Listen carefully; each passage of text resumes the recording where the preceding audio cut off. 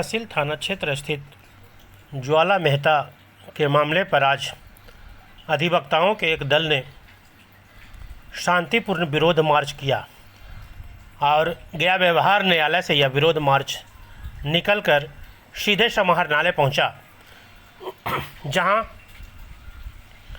Bar association के संयुक्त सचिव एवं अन्य अधिवक्ताओं के दल ने वकील के साथ घट रही घटनाएं एवं पुलिस के द्वारा की जा रही उपेक्षा पर विस्तारपूर्वक चर्चा की गई। ज्वाला मेहता के मामले में बताया गया कि उन्होंने मुफस्सिल थाना को जो आवेदन दिया था उस पर अभी तक मामले को दर्ज नहीं किया गया है, जिस पर प्रतिनिधि मंडल को आश्वासन मिला कि जल्द जांच करते हुए कार्रवाई की जाएगी। जानकारी हो कि इसके पूर्व भी वरीय आरक्षी अधीक्षक के समक्ष इन बातों को रखा गया था, जिसमें मुदाले ने स्वीकार किया था कि हाँ उनसे गलती हो गई है, जिस पर एसएसपी ने आश्वासन दिया था जांच करते हुए कार्रवाई की जाएगी, लेकिन फिलहाल अभी तक कोई कार्रवाई नहीं की गई। इससे अधिवक्ताओं में काफ़ी रोष है। में जो हत्या किया गया एक हमारे एडवोकेट भाई थे, उसके अगेंस्ट उसके लिए हम लोग प्रोसेसर निकाले और गया में भी जिस एडवोकेट को हमारे अधिवक्ताएं को आज दिन कोई ना कोई किसी न किसी मैटर पे उनको जान का खतरा रहता है। क्या कि हम लोग बहुत सारे सिविल केस में, क्रिमिनल केस में लिटिगेशन करते हैं, जिसमें क्रिमिनल के अगेंस्ट हम लोग क्रॉस एग्जामिनेशन भी करते हैं, उसके अगेंस्ट भी लड़ते हैं, तो उनके फेवर भी लड़ते हैं। तो बहुत सारे हम लोग का दुश्मन है। तो हम लोग का यही डिमांड है कि हम लोग को जो भी एडवोकेट है आर्म्स लाइसेंस प्रोवाइड किया जाए और जो भी एडवोकेट है उनको जो एप्लीकेशन दिया जाता है जब उनका जान का खतरा होता है तो तुरंत थाने वाले ने उन पर रपट लिखना चाहिए। अभी हाल फिलहाल में ज्वाला मेहता जी का घटना घटा, उनको आर्म्स के साथ वहीं के मुफस्सिल थाना के कुछ लोग के द्वारा उनको रोका गया और उनको ऊपर जानलेवा हमला करने की कोशिश किया गया, जिसके लिए उन्होंने आवेदन दिया और आवेदन पे कोई भी मुफस्सिल थाना के द्वारा कोई सुनवाई नहीं किया गया। वो गंभीर मामला है और रहा थाने के द्वारा ये कोर्ट का मैटर है। मेरा ये हमने आवेदन दिया था जिसमें 10-15 वकील लोग गए थे, तो वहाँ पे हम लोग सबको अंदर बुलाए, एसएसपी महोदय हमसे पूछे तो हमने उसको बता दिया जो रीजन था, सारी बात बताए थे, सारी बात बताया और ये भी बोले कि सर अभियुक्त बाहर आए हुए हैं। तो बुलाए उन अभियुक्त को भी और अभियुक्त को बुलाने के बाद हमने बोला सर यही पिस्टन कहने वो था दीपू के बारे में। तो दीपू कुमार से बोले कि बोलो। दीपू कुमार वहाँ पे कन्फेस कर रहा है, 3 बार बोला कि मान लिया कि हमने इनको मारा। मान लिया? हाँ, मान लिया कि मतलब मार दिया? हाँ, मारा हमको, इनको मान लिया कि इनको मारा 3 बार। जी। तो एसएसपी महोदय उतने पर उन लोग को डांटे कि गया पुलिस का क्या रवैया है, तुम नहीं जानते हो, हैं टांग के मारेंगे। तो फिर हम लोग को बोले आप लोग जाइए, अच्छी बोलो वहाँ रहे थे क्या हमारे प्रति भी उन लोग उल्टा केस और करने के लिए साजिश कर रहे हैं, क्योंकि उनकी पत्नी दरोगा है। तो बोलते हैं कि कहीं कहीं और फंसा देंगे तुमको किसी व्यक्ति में। ठीक है, सच्चाई के लिए तो हम लड़ेंगे हमेशा से। अच्छा, मैंने अपने हाथ में अच्छा वो लोग पिस्टन टाने हुए थे, हमको चेक करके चाबी निकाल के पिस्टन टाने। कौन लोग थे? वो बुद्धेरे इंग्राम के हैं, उनका नाम है पंकज कुमार, दिलीप महतो, राकेश रोशन और जितेंद्र कुमार, जिनकी पत्नी दरोगा है। तीनों पिता स्वर्गीय भगवान प्रसाद। कहाँ दरोगा है? और दरोगा शायद वो पुनपुन में है, सीतू कुमार इनका नाम है। जी। और उनके पंकज कुमार के 2 पुत्र थे, एक दीपू कुमार, एक दिलजीत कुमार। विवाद का कारण क्या, क्यों आप? विवाद का कारण तो हम उनसे बहुत पहले बोले थे, उनके गांव में जो 3 ठो लॉज चलता है। जी। तो लॉज चलता है, उसी रास्ते से पूरे ग्रामीण आते जाते हैं और वहाँ पे भीड़ मतलब भीड़ है, गांव घर है वहाँ पे। तो लॉज में रहने वाले लोग जो है जंगिया पहन के बाहर घूमते हैं शाम को, सिगरेट पीते थे और 10 बजे के बाद डीजे बजाते थे। उसी का आपने विरोध किया? तो विरोध नहीं, मैंने लोग हमसे बोले कि वकील साहब आप बोल सकते हैं इस बात को, क्योंकि उसकी पत्नी दरोगा है तो हमेशा हम लोग को ढौस देता है, केस करवा देंगे करवा देंगे। तो हम बोले काहे नहीं बोल सकते हैं भाई, जब समाज के हित की बात है तो हम बोलेंगे। तो हम उनको बोले थे कि इस तरह का जो है बात ठीक नहीं है, क्योंकि यहाँ की लड़कियाँ भी घूमते रहती हैं, इसी रास्ते से पूरा ग्रामीण भी आते हैं। वही तो बात था। और एक बार बहुत पहले की बात भी था कि वो हमारे खेत में पानी जाने से रोक दिया, हमारा खेत अभी तक पलित नहीं है। तो हमने बोला कि ऐसा मत करिए, हमारे खेत से रोकिए, तो हम अपने खेत से जाएगा तो रोकेंगे, तो अच्छी बात नहीं है। तो बात बोला आपने थाना को लिख के दिया, दर्ज नहीं किया थाना मामला? को 10 जून को लिख के दिया था। उसके बाद स्पीड पोस्ट भी किया, स्पीड पोस्ट भी किया, एसपी को, डीवाईएसपी को, एसपी को मेरे पास अवगति भी है। थाना से मैंने बात भी किया। थाना बोले कि आप तो वकील हैं, कंप्लेंट किसकी, अगर यकीन नहीं है तो इनका CDR निकाल के देख लिया जाए। तो थाना बोले हैं कि वकील है, कंप्लेंट किस कीजिए थी, सिस्टम बना हुआ का थाना? अब क्या बोले सर, अब बोलते हैं जिस समय विवाद हो रहा था उस समय मैंने यहाँ के सेक्रेटरी साहब, सुनील सर सेक्रेटरी को और सुरेंद्र बाबू सेक्रेटरी को फ़ोन किया, उन्होंने एसपी को फ़ोन किया, दरोगा को फ़ोन किया। दरोगा भी, हमारी दरोगा से बात हुई तो वो बोलते हैं कि कुछ क्या आप झूठ बोल रहे हैं। घटना के स्तर पर भी उन्होंने झूठ, 112 भी किसी ने बुलाया, उसके सामने भी हमको गाली गलौज दे रहा था, तब वहाँ से हम छूट करके फिर हम डायरेक्ट। आज आप किन से मिले? आज ज्ञापन दे करके पटना का भी एक मैटर था, उनका नाम जितेंद्र महतो था, उनके मैटर पर भी और हमारे मैटर पर भी बार के सेक्रेटरी और प्रेसिडेंट डीएम साहब से मिले। डीएम साहब थे बैठे हुए? हाँ, डीएम साहब। क्या बोले?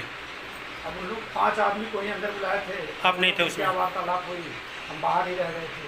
अच्छा, क्या पता लगा, आश्वासन मिला कुछ? तो सेक्रेटरी सर और प्रेसिडेंट सर और ज्वाइंट सेक्रेटरी लोग बताएंगे, हमारी बात अभी उससे नहीं हुई है। इस तरह का व्यवहार तो बहुत ही दुर्भाग्यपूर्ण है। जब अधिवक्ताओं को इस तरह का सामना करना पड़ रहा है, पुलिस प्रशासन जो है सो FIR लॉन्च नहीं कर रही है, तो आम जनता को फिर कितनी सारी परेशानियां उठाना पड़ेगा। तो ये न्याय हित में तो है नहीं। प्रशासन को चाहिए कि वो कम से कम देखें, एक नागरिक अगर जाता है तो उसकी जो भी परेशानियाँ हैं उस पर सुने, तभी जो है सो न्याय के लिए जो है सो जागरूकता फैलाएं कम से कम, तभी आम जनता को राहत मिल सकती है। मतलब जब तक पुलिस एक्टिव नहीं होगी तब तक न्याय अधूरा? तब तक न्याय अधूरा है। ये सकी भी नहीं तो हम लोग फिर न्याय कैसे दिला पाएंगे? आम जनता को कोई भी न्याय हम लोग दिला नहीं सकते हैं। परिचय? मनीष कुमार, एडवोकेट, गया बार एसोसिएशन। गया बार एसोसिएशन के जो अधिवक्ता हुए ज्वाला मेहता, उनके साथ घटना घटी है, पुलिस उनकी बातों को मान नहीं रही, केस लॉन्च नहीं कर रही है। इस संदर्भ में आपकी क्या राय बन रही है, क्या होनी चाहिए? ज्वाला मेहता के मामले में पुलिस को सर्वप्रथम FIR लॉन्च करनी चाहिए। FIR लॉन्च करने के बाद अपराधियों को गिरफ्तार करनी चाहिए, लेकिन पुलिस FIR लॉन्च नहीं कर रही है इसलिए कि जैसा कि ज्वाला मेहता से हमें जानकारी है कि अब अपराधी की एक पत्नी दरोगा है, और जिस वजह से मुफस्सिल थाना कोई कार्रवाई में नहीं जा रही है। और SSP साहब का भी आश्वासन था, उस डेलीगेट में हम भी मिलने गए थे, तो आश्वासन था कि हम जांच करा के FIR कराएंगे, गिरफ्तार कराएंगे। लेकिन आज 3-4 दिन हो गया है, SSP साहब का भी कोई वैसी भूमिका हमें अभी तक नहीं दिख रही है। और सबसे बड़ी बात है कि एक वकील के साथ घटना पे प्रशासन एक्टिव नहीं है, तो आम जनता का तो हाल समझिए कि सुशासन में दुर्भाग्यपूर्ण है और बहुत ही बुरा और बहुत ही नारकीय स्थिति है। जैसे पत्नी दरोगा है और पति धौंस जमा है समाज में, तो जब अधिवक्ता का ये हाल है तो आम आदमी तो दूर दूर तक भागेगा। और आम आदमी दूर दूर इसलिए भी भाग भी रहा है ज्वाला मेहता के मामले में, क्योंकि गांव का कोई आदमी उस अपराधी के पक्ष में जो ज्वाला मेहता के साथ काम कर रहा है गवाही देने के लिए तैयार नहीं है। जो इन लोगों के द्वारा किया गया घटना पे कुछ भूलने को तैयार है, कहता है कि उसकी पत्नी दरोगा हमनियों के फंसाते हैं। लोग इसलिए डर रहे हैं कि कानून में हमको लपेट न ले। हाँ, कानून में लपेट न ले, इसीलिए गांव के लोग भी बोलने के लिए तैयार नहीं है। इसके लिए बेजाप्ता पुलिस को एक नई टीम बना के जाँच करनी। आज जिलाधिकारी के यहाँ प्रदर्शन हुआ था, हाँ, कितने लोग गए थे? जिलाधिकारी के यहाँ हमको लगता है कि 300-400 वकीलों का भीड़ थी। 400 वकील? हाँ जी। क्या आश्वासन मिला, कुछ मालूम है? डीएम साहब से प्रेसिडेंट सेक्रेटरी के साथ लोग गए थे और संभवतः उन्होंने कहा है कि जो भी घटनाएँ हो रही है या जो भी प्रशासन काम नहीं कर रहा है उस पर काम किया जाएगा और उनके मामलों को सहानुभूतिपूर्वक कार्रवाई में बदली जाए। गया चंदौती थाना क्षेत्र स्थित एक नाबालिग बच्ची जो गायब है, इस मामले को लेकर कांड संख्या 5725 दर्ज किया गया है। वहीं रेहाना खातून का आरोप है कि पुलिस बिना नाम रहे उसके घर पर बराबर टॉर्चर कर रही है और आज चांद अंसारी एवं उसके पिता दस्तगीर अंसारी को चंदौती पुलिस ने उठा लिया है। हालांकि दस्तगीर के द्वारा गया व्यवहार न्यायालय में 24/2/2025 को ही पुलिस पर रुपये की मांग एवं वातावरण घर पर जाकर तंग किए जाने की बात लिखित आवेदन के द्वारा दी गई है। उक्त आवेदन 15 मई 2025 को दिया गया है।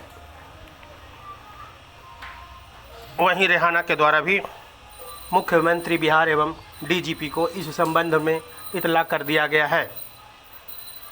बावजूद मामले की जांच के पुलिस ने दस्तगीर एवं चांद अंसारी को उठा लिया है। मामला जो भी हो, परंतु यह सत्य है कि अभी तक उक्त नाबालिग लड़की वापस करने में पुलिस सक्षम नहीं हो पाई है।